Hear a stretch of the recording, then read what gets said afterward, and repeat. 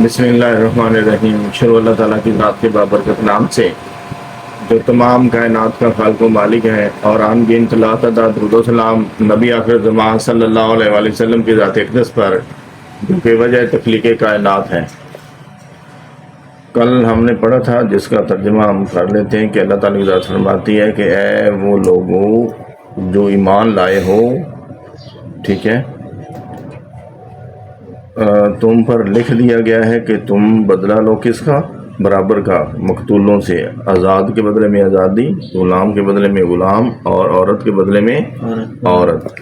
پھر جو شخص کہ معاف کر دیا گیا ہے، اس کے بھائی یعنی متولی کی طرف سے اس کو معاف کر دیا گیا ہے، کچھ تو پیروی کرنی ہے دستور کے موافق، اور ادا کرنا ہے اس کی طرف اچھائی کے ساتھ، ٹھیک ہے، یعنی ان کے ساتھ بھلائی کرنی ہے اگر وہ آپ کو معاف کر دیتے ہیں خون وغیرہ میں۔ یہ تخفیف ہے تمہارے رب کی طرف سے اور رحمت ہے۔ پھر جس شخص نے زیادتی کی اس کے بعد تو اس کے لیے عذاب ہے، بہت دردناک، یعنی جو دونوں پارٹیوں میں سے صلح ہونے کے بعد پھر گیا یا زیادتی کرتا ہے اس کے لیے پھر دردناک عذاب ہے۔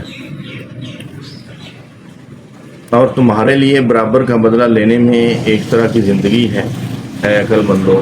اگر یعنی آپ بدلہ لے لیتے ہیں برابری کا، نہ کم نہ یا زیادہ، تو پھر اس میں زندگی ہے، اور اگر ان کے تو اس میں عقل مندوں کے لیے زندگی ہے۔ شاید کہ تم قتل و غارت سے، یعنی لڑائی جھگڑے سے بچ جاؤ، فتنہ فساد سے بچ جاؤ۔ لکھ دیا گیا ہے تم پر جب آنے لگے تمہارے ایک کو موت، تو اگر وہ چھوڑے جا رہا ہے مال، وصیت کرنا والدین کے لیے اور قرابت داروں کے لیے اور دستور کے مطابق، یہ حق ہے متقیوں پر۔ ان جو متقی لوگ ان کو اللہ تعالیٰ فرما رہا ہے کہ جب آپ مر رہے ہوں اور آپ وراثت میں کوئی مال جائیداد مال و متاع چھوڑ کے جا رہے ہیں، تو والدین کے لیے اور قرابت داروں کے لیے اور دوسرے جو لوگ آپ کے ساتھ اٹیچ ہیں ان کے لیے آپ نے کیا کرنی؟ وصیت لے کے جانی ہے، تاکہ بعد میں یہ لوگ آپس میں لڑتے مرتے رہیں، ٹھیک ہے۔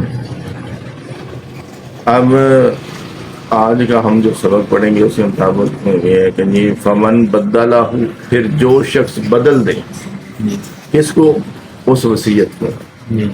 یعنی آج کل جیسے فراڈ چل رہا ہے پاکستان کے اندر، یہ اچھا مطلب والد فوت ہو گیا، والدہ فوت ہو گئی ہے اور اس نے کوئی وصیت نہیں لکھی، یا مطلب وہ ایکول ڈسٹریبیوٹ ہو جانی ہے، یعنی مطلب منصفانہ طور پہ تھرو سسٹم، یعنی جائیداد وراثت میں تقسیم ہو جانی۔ تو کچھ لوگ ایسے ہوتے ہیں مطلب اللہ کے بندے کہ وہ مطلب جو ہے کہ ماں کا انگوٹھا کاٹ لیا، باپ کا انگوٹھا کاٹ لیا، اور اس کو یعنی بعد میں 2 نمبری کے لیے استعمال کر لیا، ٹھیک ہے۔ تو اللہ تعالیٰ ان لوگوں کے لیے فرما رہا ہے کہ جو وصیت کے اندر رد و بدل کرے گا، جو اس نے وصیت کر دی ہے اس میں جو رد و بدل کرے گا، بعد ماں اس کے سامنے ہوں وہ سن چکا ہے اسے، یعنی وہ اس چیز کو سن بھی چکا ہے، اللہ کے احکامات کو سن بھی چکا ہے، اس کے باوجود بھی وہ کیا کرتا ہے؟ اس کے اندر رد و بدل کرتا ہے، اس کو مطلب 2 نمبری کے ذریعے اس کے اندر چینج کر دیتا ہے، اس کو تبدیل کر دیتا ہے۔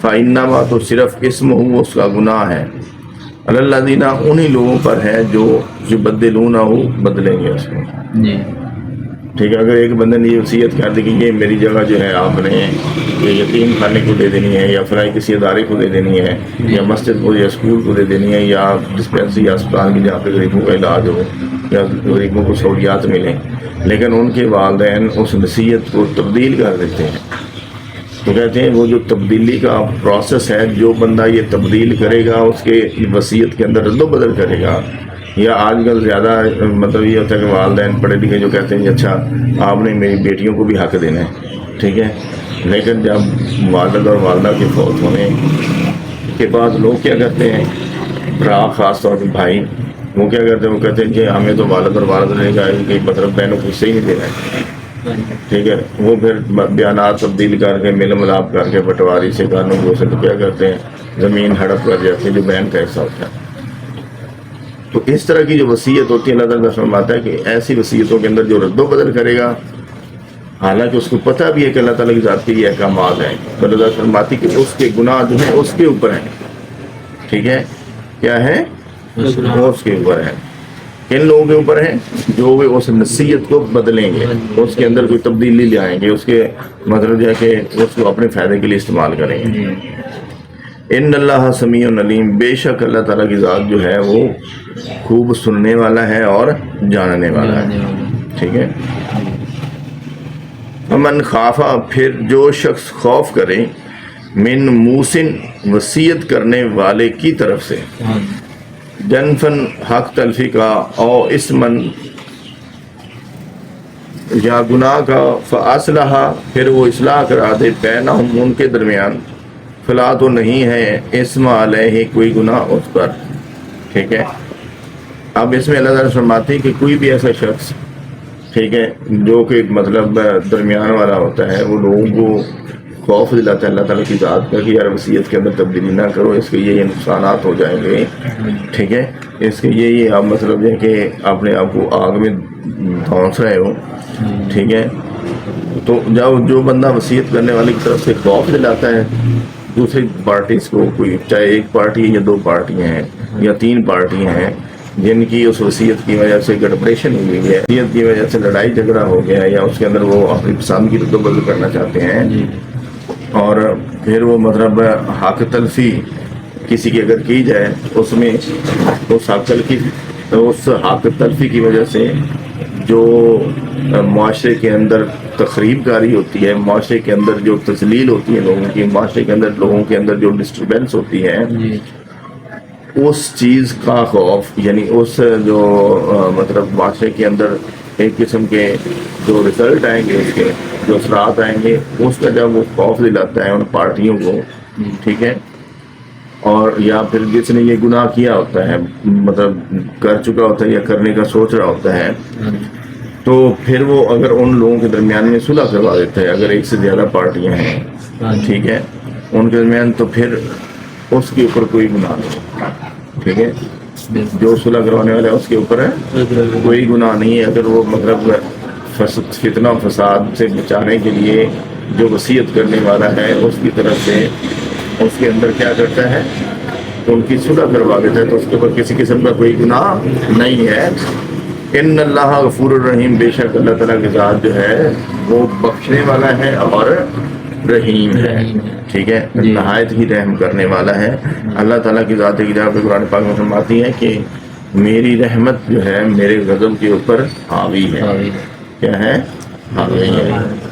تو اللہ تعالیٰ کی ذات سے ہمیشہ سے اس کے رحم کی اپیل کرنی چاہیے، کیا کرنی چاہیے، رحم کی اپیل کرنی چاہیے، اس سے مغفرت کی اپیل کرنی چاہیے۔ تو اللہ تعالیٰ کی ذات جو بڑا غفور الرحیم ہے، وہ بخش دیتا ہے۔ ہم تو گناہ گار سے انسان ہیں، لیکن وہ تو اس کائنات کو چلانے والا ہے، مسبب الاسباب ہے، تو اس نے ہمیں بخشنا ہے، ٹھیک، ہم تھوڑا سا یعنی اس کے آگے گڑ گڑائیں تو صحیح، وہ انشاءاللہ غفور الرحیم ہے، وہ کریم ہے، وہ بخش دے گا۔ یا ایھا الذین آمنوا، اے وہ لوگ جو ایمان لائے ہو، کتبہ لکھ دیا گیا علیکم الصیام، تم پر روزے رکھنا، یعنی اللہ تعالیٰ کی ذات جو ہے دوبارہ اہل ایمان سے مخاطب ہو کر فرما رہے ہیں کہ اے ایمان والو، جنہوں نے میرے اوپر ایمان لایا، میرے رسول کے اوپر ایمان لایا، میری کتاب کے اوپر ایمان لایا، فرشتوں پہ، انبیاء پہ، دن رات پہ، یعنی وہ ہر وہ چیز جو کہ ایمان لانے کے لیے ضروری ہے، جب وہ اس کے اوپر ایمان لاتے ہیں ان کے لیے لازم کر دیا گیا ہے کیا، روزے رکھنا۔ کیا کرنا، روزے رکھنا۔ کما کوتبہ، جس طرح لکھا گیا تھا، کما جس طرح کوتبہ لکھا گیا تھا، الذین، ان لوگوں پر جو من قبلکم، تم سے پہلے تھے، لعلکم تتقون، شاید کہ تم متقی بن جاؤ، یعنی ہم سے پہلے بھی ایسی امتی ہوئی تھی جس کے اوپر روزے فرض کیے گئے تھے۔ اللہ تعالیٰ کی ذات ان کا ریفرنس دے کے، ان کا حوالہ دے کے فرما رہے ہیں کہ آپ نے ویسے ہی روزے رکھنے ہیں جیسے آپ سے پہلے جو امتیں تھیں وہ روزے رکھتے رہے ہیں، اور ان لوگوں کے اوپر فرض کر دیا گیا تھا، لکھ کے دیا گیا تھا تم سے جو پہلے لوگ تھے، شاید کہ تم متقی بن جاؤ، تاکہ ان لوگوں کے حالات کو دیکھ کے، ان کی ہسٹری کو پڑھ کے، ان کی زندگی کو پڑھ کے آپ جو ہے پرہیزگار بن جاؤ، متقی بن جاؤ۔ ایامن معدودات، ایامن چند دن گنتی کے، یعنی مطلب 12 مہینے ہوتے ہیں تو اس میں 1 مہینے روزوں کا آتا ہے نا. جی جی ٹھیک ہے, جو ریگولر رکھ لیتے ہیں. باقی ویسے روزہ رکھنا بہت افضل عبادت ہے, یہ ایک نفلی عبادت ہے. اور اگر آپ روزہ رکھتے ہیں تو آپ مطلب جو ہے کہ بعض صحابہ کرام, بعض اولیاء کرام جو ہے کہ جمعرات اور جمعے کا یا سوموار کا روزہ رکھتے ہیں, ریگولر رکھتے رہتے ہیں. یہ ایک مطلب نفلی عبادت ہے, اس کا ثواب بھی ملتا ہے. اچھا, ثواب تو ملتا ہی ملتا ہے, اللہ کی رضا بھی ملتی ہے. روزہ واحد عبادت ہے جس کا اللہ تعالیٰ ذات نے یعنی یہ کہا ہے کہ اس کا کوئی مطلب جو ہے نا اللہ تعالیٰ کی ذات نے کوئی انعام نہیں ڈکلیئر کیا. ٹھیک ہے, انعام اناؤنس نہیں کیا, اعلان نہیں کیا. اللہ تعالیٰ نے میں کہ روزہ میرے لیے ہے اور میں ہی اس کا اجر دوں گا. کیا ہے, روزہ میرے لیے میں ہی اس کا اجر دوں گا. یعنی اتنی بڑی بات ہے. یعنی ہم جیسے گناہ گار اور گنہار جو ہیں جب اللہ کی بارگاہ میں جائیں گے ہمارے پلے سے کچھ نہیں ہوگا تو ہو سکتا ہے اللہ تعالیٰ کی ذات ہمارے لوگوں کی وجہ سے ہماری بخشش فرما دیں, کیونکہ اللہ کے ہاتھ میں ہونا ہے. اور مجھے یقین ہے اللہ تعالیٰ کی ذات کے اوپر 200% کہ اللہ تعالیٰ کی ذات جو ہے کہ ان روزوں کے صدقے جو معاملات اس کے اپنے ہاتھ میں ہیں اس سے ہو گیا ہے, اور سبھی کی بخشش کر دے گا. ٹھیک ہے. اچھا, وہ کہتے ہیں جی ایام معدودات یہ ہیں. ٹھیک ہے. اچھا, فمن کانا, پھر جو لوگ یعنی مطلب اللہ تعالیٰ فرماتی کہ تم میں سے وہ لوگ یعنی جو مومن ہیں, لوگ جو مسلمان ہیں, منکم تم میں سے مریضن بیمار ہو جاتے ہیں, او علی سفر یا پھر سفر کے اوپر ہوتے ہیں. یعنی مطلب جی لاہور سے فیصل آباد جانا ہے, یا فیصل آباد سے کراچی جانا ہے, یا فیصل آباد سے پشاور جانا ہے, یا لاہور سے پشاور جانا ہے, یا اسلام آباد جانا ہے. وہ کہتے ہیں تم میں سے وہ لوگ جو کسی بھی وجہ سے بیمار پڑ جائیں, لاغر ہو جائیں, یا ان کو کوئی بیماری آ لے, یا پھر وہ لوگ جو سفر پہ ہوں, فائدتاً تو گنتی پوری کرنی ہے, من ایام اخرى دوسرے دنوں میں. یعنی جب روزے ختم ہو جائیں گے نا, مطلب روزوں کا رمضان نمبر کا مہینہ ختم ہو گیا اور آپ نے درمیان میں مطلب جو ہے کہ خواتین کے لیے یہ ہے کہ جب ان کو مینسز آتے وہ روزے نہیں رکھ سکتی. ٹھیک ہے. تو ان کے لیے یہ ہے حکم کہ مطلب آپ جب عید کا دن گزر جائے اس کے بعد آپ نفل روزے رکھ کے, تو وہ جو دن ہے 5 7 یا 8 یا 10 دن جو آپ نے ناغا کیا ہے وہ رکھ کے تو اتنا ہی وہ ثواب بھی لے سکتی ہیں. ٹھیک ہے. اور یہ مطلب اللہ تعالیٰ کی ذات کی کیا ہے, جو اس آیت کے مطابق اللہ تعالیٰ کی ذات کے حکم کی پابندی ہے. ٹھیک ہے. اللہ تعالیٰ کی ذات خوش ہوئے گا, جب اللہ کی ذات خوش ہوئے گا تو پھر سب کچھ معاملات ٹھیک ہوں گے. اچھا, اور کچھ ایسے ہیں یہ درمیان کسی کو بخار ہو گیا, کسی کو پیچس لگا گیا, کسی کو الٹی آ گئی, کوئی کسی بھی وجہ سے لاغر ہو گیا, بیماری اس کو آ لیتی ہے رمضان کے اندر, اس سے 1 2 3 یا 4 روزے چھوٹ جاتے ہیں یا روزے رہ جاتے ہیں, تو وہ اللہ تعالیٰ فرماتی ہے کہ وہ گنتی جو ہے نا, لیٹس 30 روزے ہیں, تو وہ جب رمضان ختم ہو جائے گا اس کے بعد جو ہے نا وہ لگاتار رکھ کے اس کو پورا کر سکتا ہے, تاکہ یعنی اللہ تعالیٰ کی ذات کا جو یہ حکم ہے اس کی حکم عدولی نہ ہو. ٹھیک ہے. اور جو بندہ اللہ تعالیٰ کی ذات کے احکامات کے اوپر عمل کرنے کی کوشش کرتا ہے, اللہ تعالیٰ کی ذات پھر مطلب جو ہے نا اس کی بخشش ضرور کرتا ہے. وہ غفور الرحیم ہے, رحمان رحیم ہے, کریم ہے. اب یہ بات ہے کہ ہمیں یہ چاہیے کہ ہم اس کی طرف قدم بڑھائیں. کس کی طرف؟ اللہ تعالیٰ کی ذات کی طرف. تو اللہ تعالیٰ کی ذات اپنے بندے سے بہت زیادہ پیار کرنے والا ہے. ٹھیک ہے. مطلب ہم جتنے مرضی گناہ کرنے ایٹ دی اینڈ رب نے ہمیں بخشنا ضرور ہے. ٹھیک ہے. لیکن اس کا مطلب ہرگز یہ نہیں ہے کہ شیطان کی طرح ایک دفعہ غلطی ہے نہ اس پر ڈٹ جاؤ. غلطی بھی غلطی ہے نہیں. آدم اور مطلب جو ہے کہ جو رحمان کے بندے ہیں, اللہ تعالیٰ کی ذات کے بندے ہیں, ان کی یہ خاصیت ہے کہ اگر ان سے کوئی غلطی ہو جائے تو اس کے اوپر اللہ تعالیٰ کی ذات سے معافی مانگ کے پھر دوبارہ وہ تیار کرتے ہیں کہ ہم دوبارہ ایسا گناہ نہیں کریں گے. تو معافی مانگنے سے اللہ تعالیٰ کی ذات بہت خوش ہوتا ہے. تو اس لیے ہمیں چاہیے کہ مطلب ہر حال میں اللہ تعالیٰ کی ذات سے مغفرت کی طلبگار رہیں. ٹھیک ہے. تو یہ مقام ہے اللہ تعالیٰ کی ذات کی عبادات کرنے کا. اچھا, وعلی الذین, اور ان لوگوں پر جو یطیقونہ طاقت رکھتے ہیں اس کی, فدیۃ یعنی فدیہ دینا, طعام کھانا کھلانا, مسکین ایک مسکین کا. یعنی اللہ فرماتی کہ جن لوگوں کو مطلب جو ہے کہ اللہ تعالیٰ نے طاقت دی ہے, ہمت دی ہے, پیسہ روپیہ دیا ہے, اگر وہ روزے نہیں رکھ سکتے تو اس کا پھر وہ فدیہ دیں. یعنی مطلب جو ہے کسی مسکین کو کھانا کھلا دیں, ٹھیک ہے، تاکہ آخرت والے دن مطلب جو ہے آپ کے اوپر ان روزوں کا بھار نہ ہو، بوجھ نہ ہو، ٹھیک ہے۔ فمن تتوا، پھر جو کوئی تتوا خوشی سے کرے، خیرن نیکی، فا ہوا خیرن، تو وہ زیادہ بہتر ہے، خیرن لاہو اس کے لیے، یعنی اللہ تعالیٰ فرماتی ہے کہ جو بھی نیکی خوشی سے کرنا چاہتا ہے اس کے لیے اجر ہی کچھ اور ہے۔ کیا ہے؟ اجر ہی کچھ اور ہے۔ اور وہ نیکی جو ہے کہ اگر بندہ خوشی سے کر لیتا ہے تو اس میں اللہ تعالیٰ جو ہے برکت ڈال دیتا ہے۔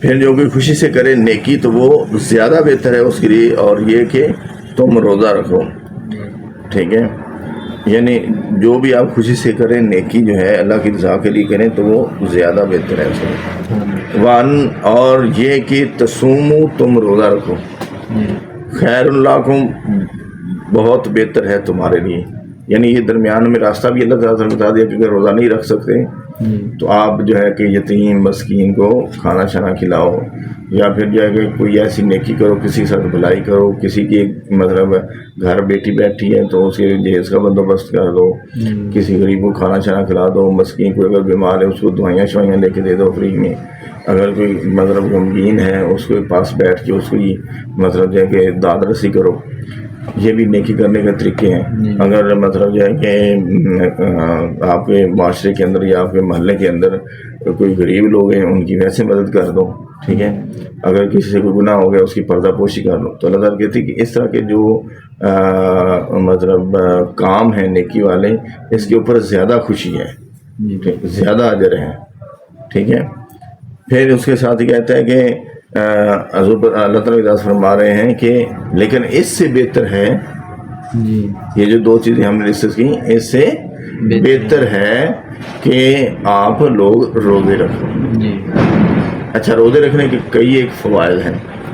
جو بندہ روزے رکھتا ہے اس کا میٹابولزم جو ہے کہ وہ اچھا ورک کرتا ہے، سائنٹیفک پوائنٹ آف ویو سے خون کی صفائی ہوتی ہے، جو ہمارے جسم کے اندر فری ریڈیکلز موو کرتے ہیں، اور ایون کہ ابھی اس کے اوپر ریسرچ ہوئی ہے، یعنی سائنس نے ریسرچ کی ہے کہ جو لوگ روزہ رکھتے ہیں ان کے اندر جو کینسر سیلز مارنے کی اہمیت ہے یا کینسر سیلز کو ٹھیک کرنے کی جو ریٹ ہے وہ زیادہ بڑھ جاتا ہے۔ کیا ہے؟